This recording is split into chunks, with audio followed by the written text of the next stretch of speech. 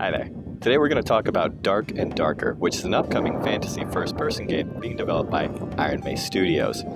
Dark and Darker is a take on the extraction genre, which essentially means that you and your team are going to get in, grab as much loot as you can, and get out. Now, odds are if you've played the playtests that have been coming throughout the months, you already are kind of familiar with how the game goes. But I feel like it's a fantastic game, and I'd frankly like more people to know about it. Now, even though I was able to log about 12 and a half hours in the December playtest, there were still a lot of mechanics that I wasn't aware of, namely mechanics dealing with the Longsword. Now, when I was no longer able to play the playtest and I was on YouTube looking up clips for other people playing my class, the Fighter, I found one YouTube channel by the name of Augieson. And Augie was able to figure out a mechanic that is embedded into the Longsword's block. And we're going to show a little clip of that thanks to Bob here. But if you want to find out more, particularly actually how to perform the technique, feel free to check out Augie's channel in the link down below. Now, as part of the Longsword's base left mouse button moveset, and as part of that riposte mechanic that we can see in Augie's demonstration, there's actually one particular swing that I want to talk about with you today.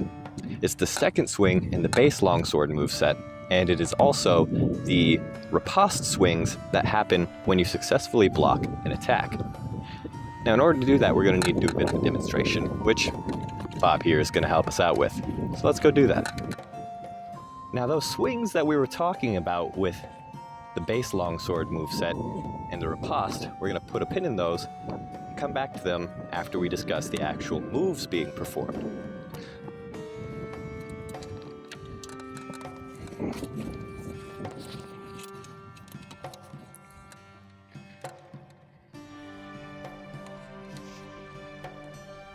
So first we have a stab, followed by that fancy cut we were talking about, followed by an overhead swing. So let's give that a try.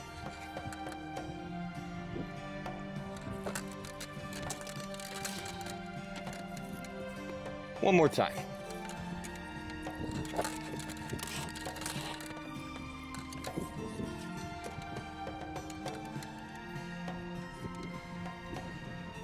Now after that, we have the riposte swings, which we perform from a guard, and then once the attack hits us, we'll pretend Bob has a sword here. Then we're going to follow up with two more of those overhead horizontal swings. Let's try that out.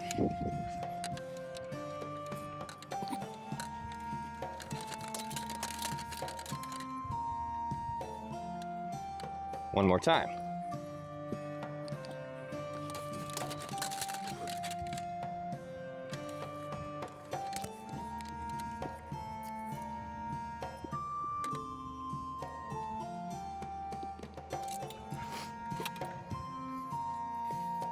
So those are the moves that we see performed in Dark and Darker. Why do I want to talk about them particularly? Dark and Darker seems to have gone out of their way to research what's called historical European martial arts, which roughly speaking is the techniques, traditions, and martial styles that were passed down from European martial arts masters, typically knights, mercenaries, sword masters, people like that. Now, those techniques still exist in the form of what's now called historical European martial arts. And the particular cut that we've been seeing, this high overhead cut that we're seeing, that has a name. Technically, it actually has several names, but when I was taught it first, it was taught to me as Zwerschau. Now, Zwerschau means thwarting cut. Now, why is it called thwarting cut?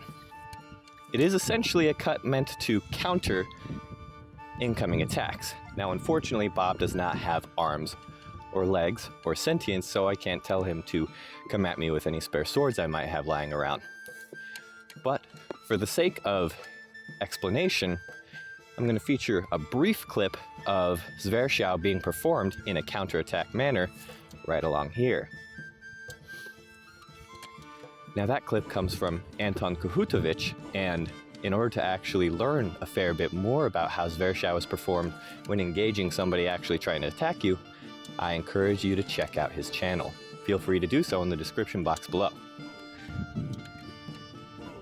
Now, obviously we don't see Zvershao performed exactly like it is in historical European martial arts, but it is in the game nonetheless.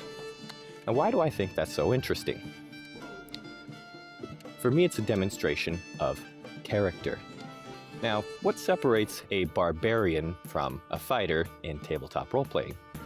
Well, there's a few things. One, their appearance, but another thing might be their mannerisms, the way they move. And a big part of the way you move in any, well, action-filled adventure is how you fight.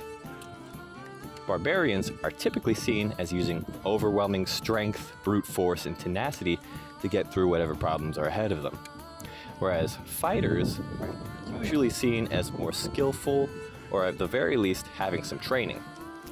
Now, in a lot of media these days, I find that showing knights and other European soldiers having that kind of martial background, even if it's just in a fantasy thing where you technically don't need to do it, is a bit lacking. Yet I feel like that anytime a medium goes out of their way to feature that kind of characterization is a big plus.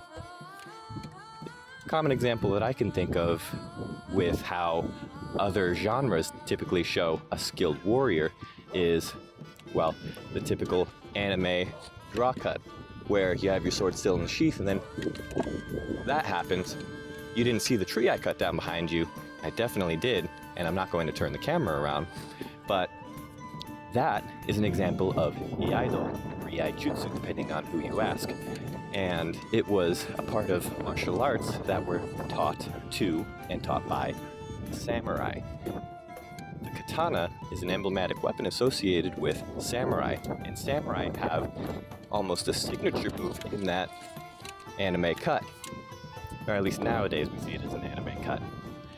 Yet, in modern day, it's seen as such as an iconic and codifying piece of how they fight that it's featured in almost every single medium where samurai show up. Now, European martial arts are no less iconic. They have their own techniques, and there are a few of them starting to pop up here and there today. Although if you wanted to just get a full view of what those techniques are and how you can study them yourselves, I would simply encourage you to look up historical European martial arts. It's a fantastic art, and I think that more and more games, movies, TV shows are starting to feature it in a very exciting way to help show what fighting in European history looked like and how that translates to, well, how we see fantasy. Dark and Darker could have just featured normal, brute, side-to-side swings with their sword techniques, but they went out of their way to show that a fighter archetype is somebody who has training, somebody who has skill with what they do.